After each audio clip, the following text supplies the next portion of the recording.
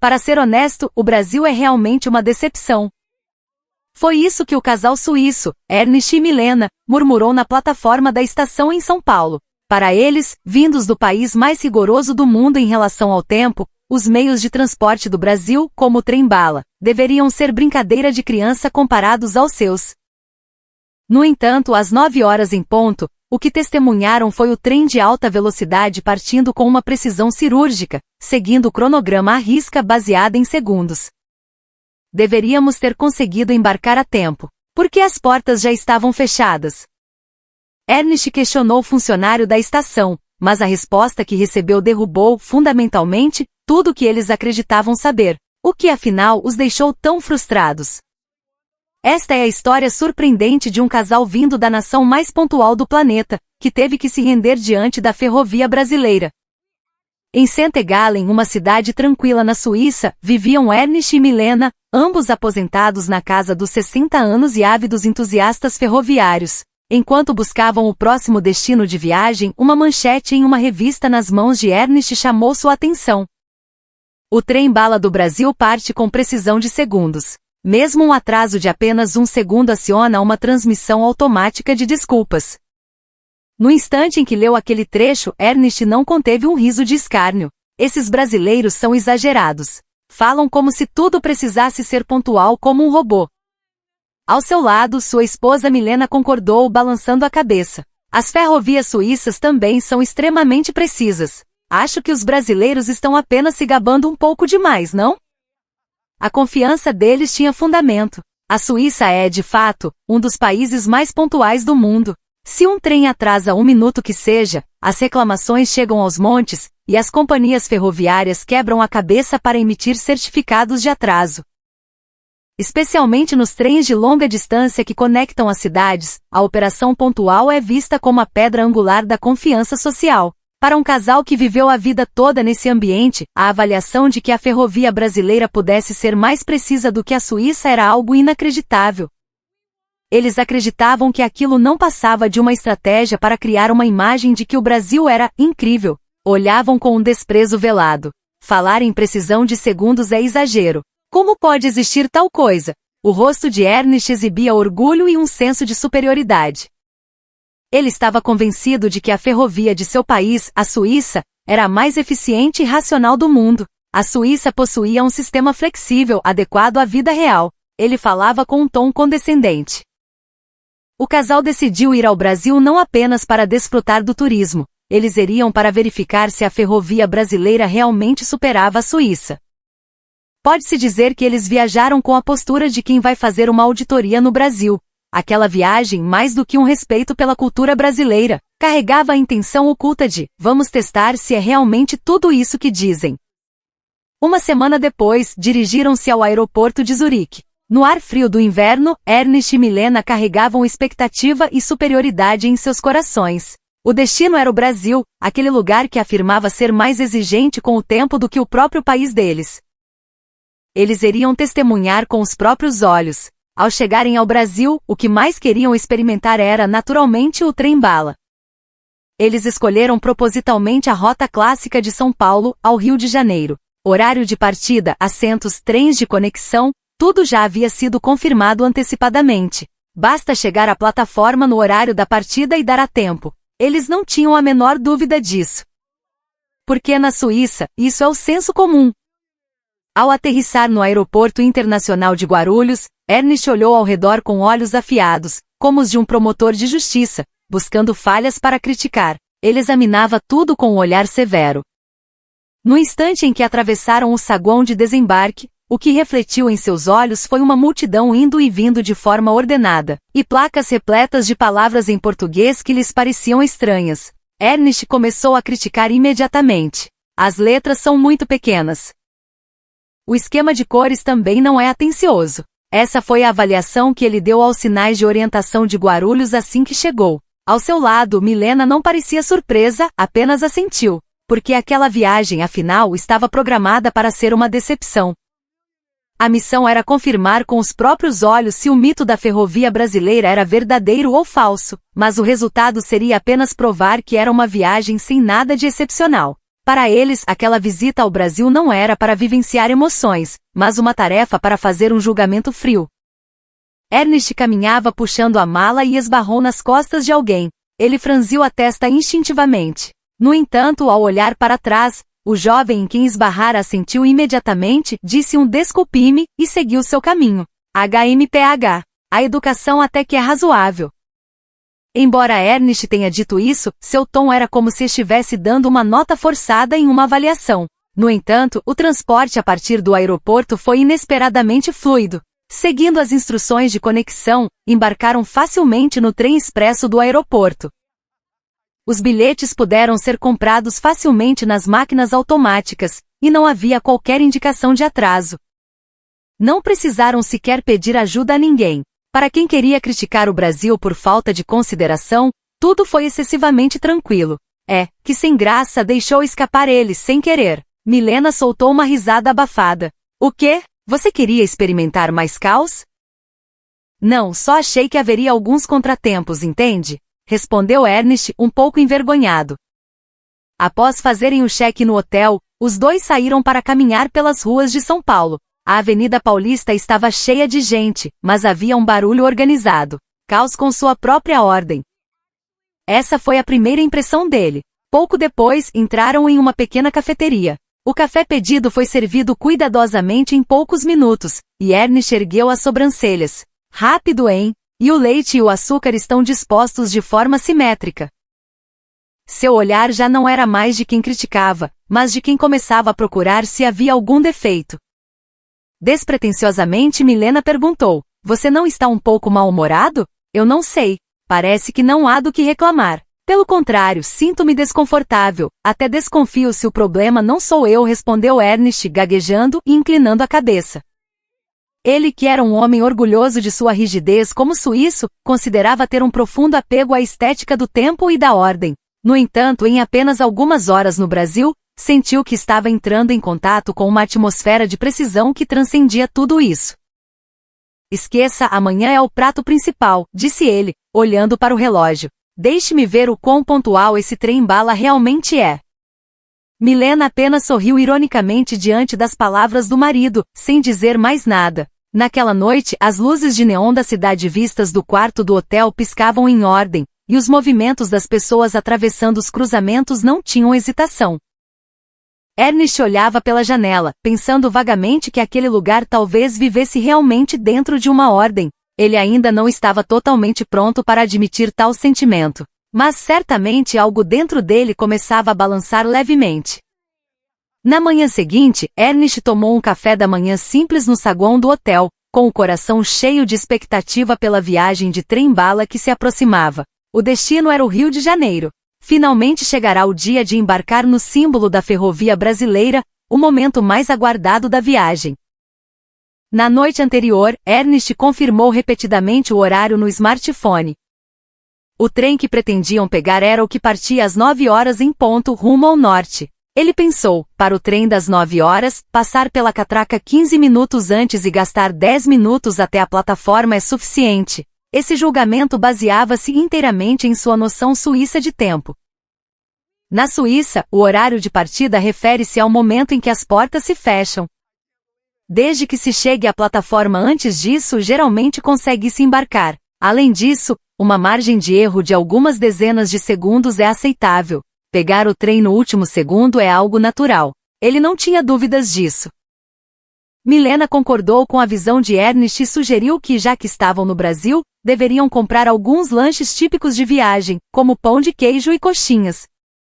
Embora o casal tenha chegado à estação de São Paulo antecipadamente às 8h40, gastaram esse tempo extra passeando pelas lojas dentro da estação. As embalagens voltadas para estrangeiros aumentaram, não é? Como esperado de uma estação tão bem organizada. Enquanto conversavam, perambulavam pela estação com uma atitude puramente turística. Esqueceram o tempo, escolhendo salgados, bebidas e até olhando lembrancinhas. Quando se deram conta, os ponteiros já marcavam 8h57. Está quase na hora de ir para a plataforma, disse Ernest calmamente, e o casal finalmente passou pelas catracas. Enquanto confirmavam o mapa da estação, caminharam em direção à plataforma do trem-bala. Ao terminarem de subir a escada rolante e chegarem à plataforma, eram 8h59. Ernest ainda achava que tinha tempo de sobra e jogou a garrafa de água que estava bebendo na lixeira no final da plataforma. Até esse movimento ele fez de forma vagarosa. No entanto, naquele exato instante, a melodia de partida do trem-bala soou. Em seguida, o anúncio vindo dos alto-falantes fez um frio percorrer a espinha dos dois. Atenção, este trem vai partir. O trem-bala parado na plataforma, poucos segundos antes de eles aparecerem, fechou as portas. E então, silenciosa e fluidamente começou a se mover. Aquele não é o nosso trem? Quando Milena gritou, a cauda do vagão já estava prestes a desaparecer no outro extremo da plataforma. Deve haver algum engano, certo? Chegamos na hora, por que já partiu? Confuso, Ernest questionou um funcionário da estação que estava por perto. Viemos para pegar o trem das 9h, como ele já foi embora. O funcionário respondeu de forma calma e neutra, sinto muito, senhor. As portas do trem das 9h para o Rio de Janeiro fecharam às 8h59 e 50 segundos, e o trem partiu exatamente às 9h em ponto, conforme o cronograma. Naquele instante, o rosto do casal ficou pálido, uma ferrovia que opera por segundos. Ernest olhou para o chão da plataforma e suspirou. Levantou a cabeça e moveu o olhar lentamente para o relógio da estação e para o painel eletrônico. Lá, estava cravado o tempo em que ele tanto acreditara. Exatamente 9h. Exatamente 9h. A frase que ele murmurou baixinho estava cheia de confusão e ironia. Era de fato, uma precisão de segundos. Mas naquele momento, aos seus olhos, aquilo se tornou uma frieza que abandonava os passageiros. Aquele trem-bala partiu diante deles sem hesitação. Não foi 1 minuto antes, nem 30 segundos antes. Começara a mover-se no instante em que o ponteiro toca às 9h. Tal rigor era algo completamente inimaginável em sua experiência. Ao seu lado, a esposa Milena também estava em silêncio, de braços cruzados. Ela não disse nada, apenas ajustava a respiração no ar frio. Isso é rigidez demais. Havia gente na plataforma, por que não esperar um pouco? Disse Ernest como se falasse consigo mesmo, mas com uma raiva que não tinha onde descarregar. Isso é uma forma de operar robótica, não leva as pessoas em consideração. Milena olhou para o marido, mas não teve palavras. Ernest, incapaz de conter sua raiva, continuou. Na Suíça, o horário de fechamento das portas e o horário de partida são quase simultâneos. E se o condutor vir um passageiro correndo, às vezes ele espera um pouco. Isso é flexibilidade. Isso aqui é o que chamam de precisão. Não é apenas um procedimento mecânico. Em sua voz, mais do que raiva, havia orgulho ferido. Como suíço, o orgulho da pontualidade, aquela autoestima, parecia ter se estilhaçado diante de seus olhos. Para ser sincero, é realmente decepcionante. Naquele tom misturavam-se arrependimento e frustração. Nos trilhos à sua frente já não havia sinal do trem, restava apenas a plataforma silenciosa e o painel eletrônico informando sobre o próximo trem. A raiva de Ernest ainda não havia diminuído. A insatisfação com o trem-bala que partiu diante de seus olhos fervilhava em seu peito. Mas foi então que o funcionário de agora a pouco deu um passo à frente, assentiu educadamente e começou a falar: peço desculpas. O horário de partida do trem-bala refere-se ao momento em que o trem começa a se mover. Portanto, precisamos fechar todas as portas dezenas de segundos antes da partida para concluir a verificação de segurança. Seu tom era neutro, mas não frio. Era apenas a voz sincera de quem transmitia as regras estabelecidas. Há necessidade de tanta pressa? O que mudaria esperar alguns segundos? Mesmo que alguns passageiros não consigam embarcar, não importa? Ernest acabou elevando o tom de voz. Suas palavras estavam carregadas de força, a emoção já havia superado a razão. O funcionário fez uma breve pausa e continuou com um tom suave, mas firme. Acreditamos que atrasar por causa de uma pessoa causaria transtorno a todos os outros passageiros. Essa explicação era correta em teoria, uma lógica perfeita. Mas Ernest naquele momento ainda não conseguia aceitar. Dentro dele a premissa de que a ferrovia é algo com certa flexibilidade finalmente começava a desmoronar. Aquela obsessão pela precisão humana em que ele acreditara por tantos anos na Suíça, que era parte de sua própria identidade. É assim que o Brasil faz as coisas? Ele finalmente falou, e sua voz já não era de raiva, mas um sussurro impotente. Milena, que observava tudo em silêncio ao lado, também baixou os olhos ao ouvir a explicação. Nós nunca ouvimos falar disso. Ninguém nos contou, a voz dela tremia fracamente. O funcionário continuou. No Brasil, a precisão de segundos está ligada à confiança de todos os passageiros. É por isso que mesmo que haja passageiros que não consigam embarcar antes da partida, o trem jamais espera. Pelo contrário, um atraso de alguns minutos poderia desorganizar a agenda de outras centenas, milhares de pessoas. A expressão de Milena começou a mostrar abalo. Mas no interior de Ernest ainda restava uma luta. Uma resistência queimava dentro dele, fruto de seus valores não se aplicarem ali. Este é um país impiedoso, então? Ele cuspiu essa frase para o funcionário. O funcionário, no entanto, respondeu polidamente: sentimos muito pelo inconveniente causado. Se desejarem pegar o próximo trem, eu os guiarei. Mesmo sendo alvo da raiva alheia, o funcionário jamais levantou a voz, respondendo sempre de forma neutra e respeitosa. Aquela atitude não tinha frieza burocrática, pelo contrário, transparecia consideração. Aquela sinceridade fez Milena sobressaltar-se. Do outro lado, Ernest ainda repetia em sua mente: mas nós chegamos a tempo da partida. Ele já não encontrava palavras para refutar, restando apenas seguir silenciosamente a orientação do funcionário. Minutos depois, o casal estava novamente na plataforma do trem-bala. A silhueta do trem que deveriam ter pegado há pouco já não podia ser vista em lugar algum. Ernest apenas olhava fixamente para o horizonte dos trilhos. A plataforma estava quieta, mas não era uma quietude sem som. O anúncio do próximo trem vindo dos alto-falantes, a fraca melodia de partida soando na plataforma, o som dos carrinhos sendo empurrados pelos funcionários da limpeza uniformizados ao longe. Tudo operava sem errar um segundo, visando o próximo objetivo. Parece que só nós fomos excluídos da engrenagem, não é? Milena murmurou, mas Ernest já não tinha forças para responder. Ele olhava para o chão sob seus pés. Onde ele estava, há poucos minutos, deveria haver outra pessoa embarcando no trem programado. Mas agora só restavam eles, completamente desconectados daquele fluxo, como se tivessem se tornado existências que não constavam no cronograma. Ernest ficou parado na plataforma, e ali ele percebeu uma coisa. Por que ninguém estava bravo? Por que ninguém fazia escândalo? Deveria haver outros passageiros na plataforma, mas ninguém levantava a voz. Tanto os funcionários quanto os outros passageiros caminhavam silenciosamente para o próximo trem. Será que não existiam emoções aqui? Ou será que o atraso sequer merecia ser mencionado? Ao pensar nisso, Ernest de repente compreendeu. Aqui, a ordem estava acima das emoções individuais. Aquilo não era indiferença, mas funcionava como uma linguagem que protegia a todos igualmente. Por isso ninguém gritava, ninguém protestava. Todos apenas agiam como se estivessem protegendo seu próprio tempo. O que nós achávamos que era pontualidade, o que era afinal? A frase de Milena perfurou o coração de Ernest. Sim, a pontualidade que eles imaginavam, no fim das contas, continha um senso de tempo com margem de tolerância. Um pequeno erro era inevitável. Se o condutor visse um passageiro correndo, às vezes piscava um olho e esperava. A ferrovia suíça tinha essa flexibilidade humanizada. Por isso, ele sempre acreditou que a tal operação por segundos do Brasil não passava de propaganda. Mas a realidade era diferente. Aqui a frase unidade de segundos não era conversa fiada, era verdade. Horário de partida é igual ao instante em que o movimento começa. Antes disso, todas as portas já estão fechadas e a verificação de segurança concluída. Ernest queria dizer algo, mas as palavras não saíam.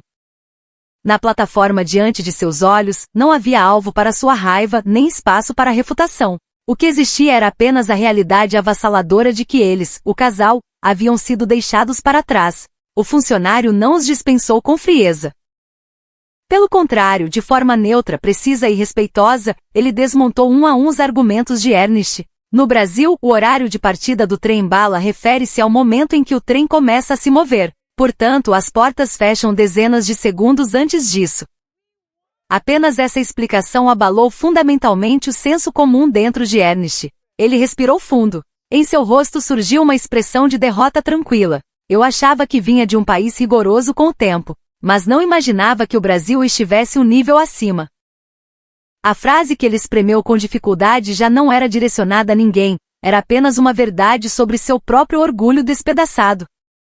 Milena, em silêncio ao lado, não mudou de expressão ao ouvir as palavras do marido. Apenas olhava para a passagem em sua mão. Ela também sentirá o impacto internamente. Mas vendo o marido admitir a derrota com a própria boca, sentiu um leve alívio em algum canto do coração. Milena não havia notado a precisão brasileira desde o início. No entanto, após testemunhar a conversa com o funcionário e enfrentar o fato de ter perdido o trem, quem mudou de atitude mais rápido do que qualquer um foi ele. E agora aquele marido que não conseguia mudar de ideia, finalmente curvava-se à realidade. E nós que achávamos que éramos o povo mais rigoroso do mundo com o tempo, hein? Quando Ernest disse isso, Milena finalmente ergueu a cabeça. Esqueça isso. No Brasil, cumprir o horário certamente não é o que nós pensávamos. Ao ouvir as palavras dela, o rosto de Ernest contorceu-se levemente. Talvez em algum lugar do coração ainda restasse uma emoção que queria retrucar, mas no painel à sua frente a realidade se atualizava friamente, não permitindo qualquer emoção. O próximo trem era às 10h12. Já não havia qualquer registro do trem que perderam. Ernest riu suavemente. Não era um riso de escárnio, trazia até uma pitada de frescor. Milena olhou para ele e sorriu levemente. Nossa viagem começa agora, não é? Eles finalmente começaram a entender. A precisão de segundos do Brasil não era uma frieza que abandonava passageiros, mas uma gentileza extrema para tratar a todos com igualdade. Às 10h12 em ponto, o anúncio soou, informando que o trem que pretendiam pegar estava chegando. Ernest e Milena levantaram-se silenciosamente do banco da plataforma. A frustração e o sentimento de fracasso que os prendiam há pouco pareciam ter se suavizado. Oh, não vamos cometer o mesmo erro novamente. Quando Ernest disse isso, os cantos de sua boca se ergueram levemente. Minutos depois, o trem-bala não apenas chegou na hora, mas deslizou para a plataforma com precisão de segundos. Aquele corpo metálico parou silenciosamente com sua forma aerodinâmica elegante, como se nada tivesse acontecido, e as portas se abriram de forma neutra. Fomos perdoados. Aquele movimento perfeito fez com que sentissem isso. Dentro do vagão, o chão polido brilhando e os assentos alinhados, tudo estava envolto em silêncio. O transporte público brasileiro não tolerava nem 1 milímetro de desleixo, nem mesmo dentro do vagão. No instante em que se sentaram, o casal trocou um olhar. A irritação e a frustração que estavam em seus corações há pouco já não existiam. Em seu lugar, havia um respeito avassalador. Incrível! Isso é quase arte. A esposa sussurrou. O marido pensou por um instante e respondeu. Mais do que arte, eu diria que é uma espécie de crença ou religião. Não balança, é silencioso. Embora seja rápido, não dá medo. Os trens da Suíça não são ruins, de forma alguma, eu até me orgulhava de que estivessem entre os melhores do mundo. Mas o trem-bala do Brasil tem uma precisão que transcende a vontade humana. Isso não é uma frieza que exclui a humanidade.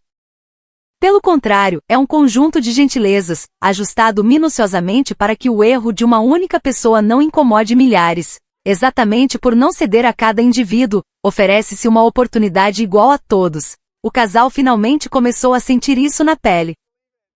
Pouco depois, o anúncio do condutor soou no vagão. Este trem chegará pontualmente ao Rio de Janeiro. Ao ouvir essa voz, os dois se olharam e sorriram. Pontualmente, hein? O marido murmurou. Em suas palavras já não havia arrependimento nem ironia. Em vez disso, havia um pequeno orgulho de que talvez tivessem crescido um pouco naquele dia. O trem-bala brasileiro não era apenas um meio de transporte rápido e preciso, para eles, aquilo em si era uma cultura. Vozes baixas vinham dos bancos de trás. Lá fora a paisagem fluía. No vagão, havia pessoas lendo livros silenciosamente, olhando celulares, dormindo. Cada um aceitava aquela precisão como algo natural. E então Ernest percebeu que aquela precisão não era esforço de uma só pessoa, mas um valor compartilhado por toda a sociedade. Este trem viaja movido à confiança, não é? Disse a esposa novamente ao marido. O marido assentiu silenciosamente. A melodia que ouviram na plataforma naquele momento, só agora chegava realmente aos seus ouvidos. Olhando a paisagem passando pela janela, Ernest pensou silenciosamente, nós não perdemos apenas o trem. Aquele foi o momento em que seus valores tocaram algo muito maior. Milena olhava o perfil do marido. Sua expressão era calma, já sem a irritação de antes. Tivemos uma experiência maravilhosa, disse ela, e Ernest assentiu levemente. Sim, embora tenha sido uma experiência dolorosa, foi necessária. O trem-bala seguia a 300 km por hora em direção ao Rio de Janeiro. Dentro do vagão, não se sentia tal velocidade. Apenas eram levados silenciosa, precisa e pontualmente ao destino. Lá fora a paisagem do Brasil passava, e em seus corações algo novo também fluía. Não era frustração, mas uma nova perspectiva.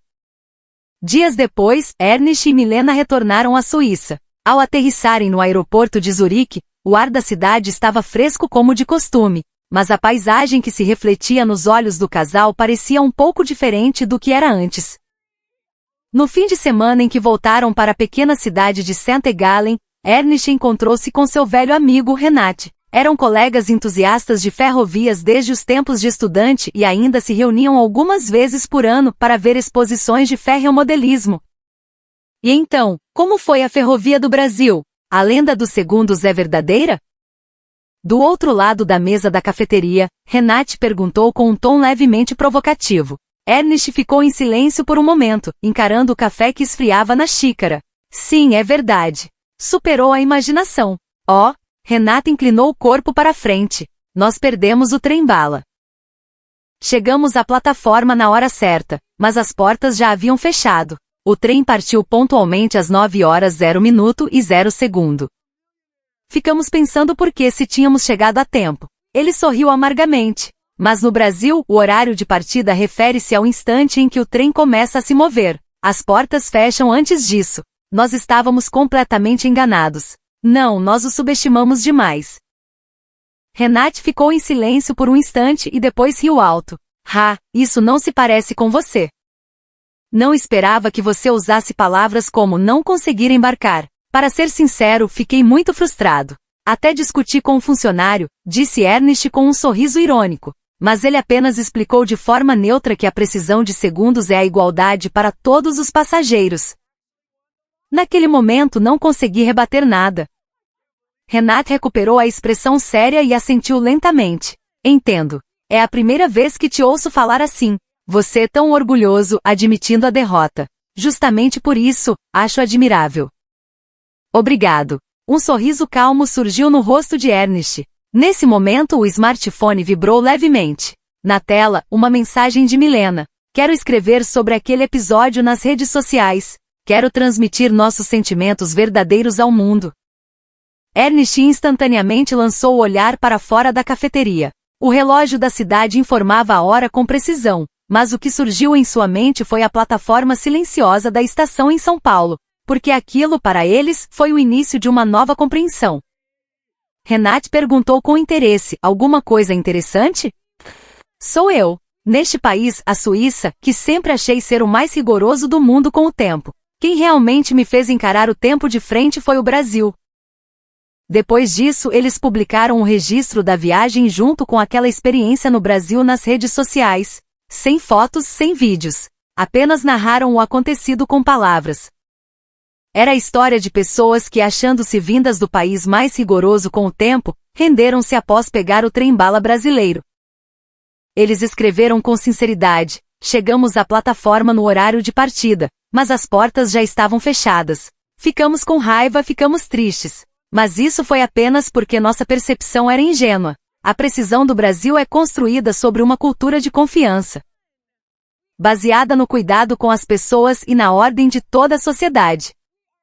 Quando percebemos isso, soubemos o quão arrogantes fomos. A postagem viralizou instantaneamente. Parece um curta-metragem. Uma bela derrota. A atitude humilde é fantástica. Comentários assim chegaram aos montes, e num piscar de olhos, a postagem recebeu 30.000 curtidas.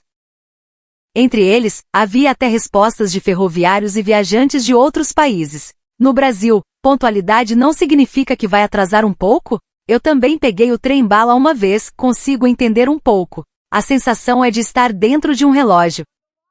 Cada comentário tocou profundamente o coração deles. Ernest pensou novamente que naquela manhã no Brasil, se tivesse gritado de volta com o funcionário, se tivesse rejeitado aquela ordem, não teria tido tal compreensão e crescimento.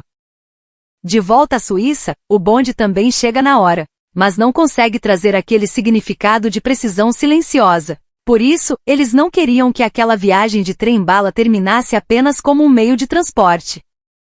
Então, na próxima vez que formos ao Brasil, vamos pegar o trem-bala de novo, disse a esposa brincando e rindo. Dessa vez, chegaremos 5 minutos antes à plataforma. Sim, vamos 10 minutos antes, respondeu Ernest também rindo. Para eles, o trem-bala do Brasil não foi o lugar onde foram derrotados pela tirania do tempo. Foi, ao contrário, o ponto de partida onde seu senso comum foi abalado e novos valores nasceram. Os dois olharam para as vastas montanhas suíças pela janela, começando a sonhar com a próxima viagem. Semanas depois, Ernest lia o jornal da manhã na cafeteria da cidade como de costume, e casualmente lançou o olhar para fora da janela.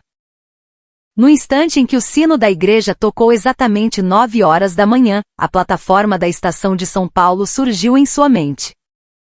Uma ordem silenciosa, precisa e, no entanto, nada fria. A precisão de segundos experimentada no Brasil para ele, agora já não era apenas surpresa, mas transformará-se em respeito, gravado profundamente no coração.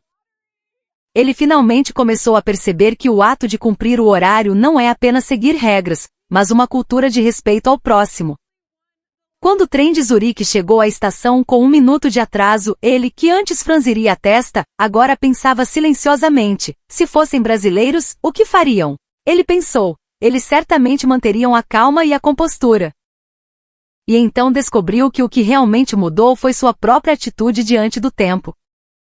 O relógio visto da janela da cafeteria continua andando hoje como sempre. Mas o olhar de Ernest para aqueles ponteiros já é diferente de antes. Um dia Milena disse ao marido: aquele momento em que perdemos o trem, talvez não tenha sido apenas um acaso, não é?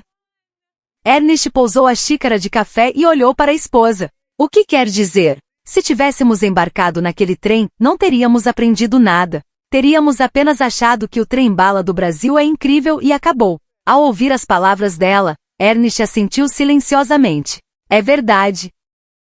Foi justamente por causa daquela falha que pudemos refletir sobre nós mesmos. Os dois recordaram inúmeras vezes o dia daquele acontecimento. A frustração sentida na plataforma, a explicação neutra do funcionário e o momento em que seu senso comum desmoronou. Tudo agora estava gravado no coração como uma experiência insubstituível. Achavam que vinham de um país rigoroso com o tempo, mas o nível do Brasil era completamente diferente. Aquela experiência para eles definitivamente não foi apenas um acidente.